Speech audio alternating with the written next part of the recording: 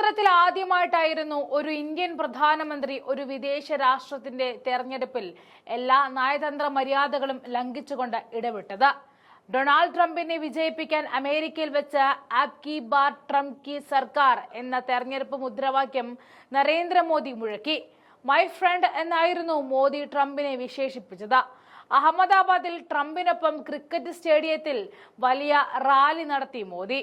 കുറച്ചു ദിവസങ്ങൾക്ക് ശേഷം ഇന്ത്യയെ വൃത്തികെട്ട രാജ്യമെന്ന് ഡൊണാൾഡ് ട്രംപ് വിശേഷിപ്പിച്ചു.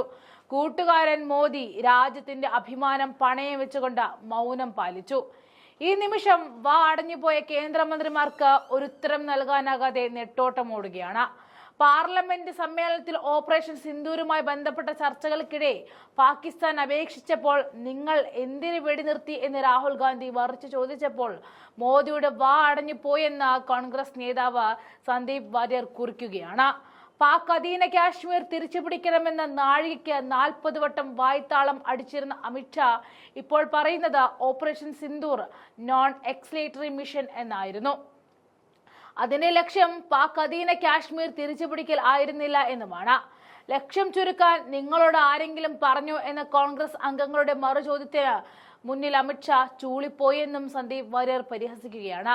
ഓപ്പറേഷൻ സിന്ദൂർ നടക്കുന്ന സമയത്ത് വിവരങ്ങൾ പാകിസ്ഥാൻ അധികാരികളെ അറിയിച്ചു എന്ന വിദേശകാര്യമന്ത്രി ജയശങ്കറിന്റെ വെളിപ്പെടുത്തലിനെതിരെയും സന്ദീപ് വാര്യർ പ്രതികരിച്ചു.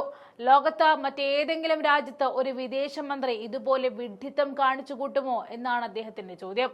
193 രാജ്യങ്ങളിൽ കേവലം 3 രാജ്യങ്ങളാണ് പാകിസ്ഥാനെ പിന്തുണച്ചത് എന്ന് മോദി അവകാശപ്പെട്ടു.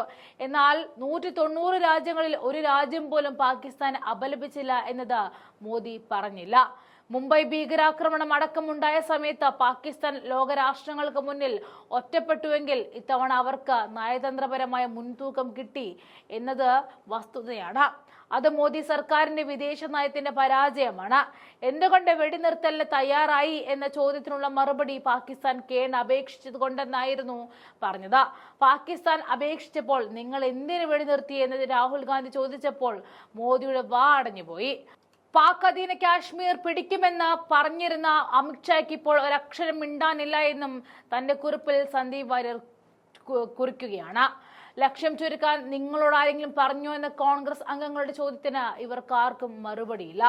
ഓപ്പറേഷൻ സിന്ദൂറിന് ശേഷം 29 തവണയാണ് താനാണ് വെടിനിർത്തൽ സാധ്യമാക്കിയതെന്ന് ട്രംപ് പ്രസംഗിച്ചത്. ട്രംപ് നുണ പറയുകയാണ് എന്ന് ആർജവത്തോടെ പറയാൻ മോദിക്ക് കഴിഞ്ഞില്ല. എന്താണ് സൂചിപ്പിക്കുന്നത്? എന്തിനാണ് അമേരിക്കൻ പ്രസിഡന്റിനെ ഇന്ത്യയുടെ പ്രധാനമന്ത്രി ഭയക്കുന്നത്? ഇന്ത്യൻ സമ്പദ് വ്യവസ്ഥയെ ചത്ത സമ്പദ് വ്യവസ്ഥ എന്ന് വിശേഷിപ്പിച്ചിരിക്കുകയാണ് അമേരിക്കൻ പ്രസിഡന്റ്. 25% നികുതിയും ഇന്ത്യൻ ഉൽപ്പന്നങ്ങൾക്ക് മേൽ അമേരിക്ക ചുമത്തിയിരിക്കുന്നു. ഇന്ത്യയുടെ ആഭ്യന്തര വ്യവസായങ്ങൾക്ക് വലിയ തിരിച്ചടിയാണ് ട്രംപിന്റെ നടപടി. അതിനിടെ പാർലമെന്റ് സമ്മേളനത്തിൽ ഓപ്പറേഷൻ സിന്ദൂറുമായി ബന്ധപ്പെട്ട പ്രതിപക്ഷ നേതാവ് രാഹുൽ ഗാന്ധിയുടെ ഒരു ചോദ്യത്തിനും കൃത്യമായ മറുപടി നൽകാൻ പ്രധാനമന്ത്രിക്കും അമിത്ഷായ്ക്കും കഴിഞ്ഞില്ല എന്നതുകൂടി ചേർത്തുകൊണ്ടാണ് സന്ദീപ് വാര്യർ തന്റെ കുറിപ്പ് അവസാനിപ്പിക്കുന്നത്. ഓപ്പറേഷൻ നടക്കുന്ന വിവരങ്ങൾ താൻ പാകിസ്ഥാൻ അധികാരികളെ അറിയിച്ചതായി വിദേശകാര്യമന്ത്രി ജയശങ്കറും പറയുന്നുണ്ട്. അപ്പോൾ ഇന്ത്യയുടെ സൈനിക നേതൃത്വവും വിദേശകാര്യ മന്ത്രാലയവും തമ്മിൽ ഒരു കോർഡിനേഷൻ ഇല്ലേ എന്നും ലോകത്ത് മറ്റേതെങ്കിലും രാജ്യത്ത് ഒരു വിദേശ മന്ത്രി ഇതുപോലെ വിഡ്ഢിത്തം കാണിച്ചു കൂട്ടുമോ എന്നും കുറിപ്പിൽ അടിവരയിടുന്നു. രാജ്യത്തിന്റെ അഭിമാനം അമേരിക്കൻ പ്രസിഡന്റ് മുന്നിൽ പണയം വെച്ച നരേന്ദ്രമോദി സർക്കാർ അതിന്റെ അനിവാര്യമായ പതനത്തിലേക്ക് നീങ്ങുകയാണ്. ഇങ്ങനെ പോകുന്നു സന്ദീപിന്റെ കുറിപ്പിലെ വാക്കുകൾ. ഒരിക്കൽ താൻ പാദപൂജ ചെയ്തവർ ശരിയല്ല എന്ന തിരിച്ചറിവാണ് സന്ദീപ് വാര്യരെ കൊണ്ട് ഈ കുറിപ്പ് എഴുതിച്ചത്.